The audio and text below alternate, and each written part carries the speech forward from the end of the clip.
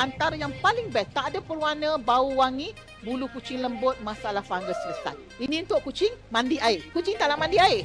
Kita ada satu lagi produk, dia bentuk mus. Bentuk mus ni, bila kita gosok dekat tangan kita, dia sekejap-sekejap dia terus hilang, dia tak melekit. Jadi kalau kucing yang malas mandi, yang takut air, yang sakit, sapu dekat tangan, besar bola pingpong tu 2 kali, usap dekat bulu kucing. Lepas tu biar sekejap, sikat. Tapi jangan buat selalu lah, sekali-sekala kena mandi juga dengan air kan. Dia bagusnya kalau kita tengok sini, kandungan dia tu apa? Dia ada pyroxanolone. Pyroxanolone tu apa? Ini bahan yang ada dalam shampoo kita, Head and Shoulder. Kita gatal, kita pakai shampoo kelumomo, hilang kan? Sama.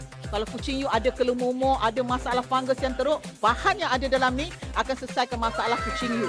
Gatal-gatal, fungus, fantastic. Dan dia murah sangat. Right? Jadi saya advise you all yang belum ada shampoo sendiri, yang plan nak mandikan kucing, dapatkan produk yang terbaik hari ini.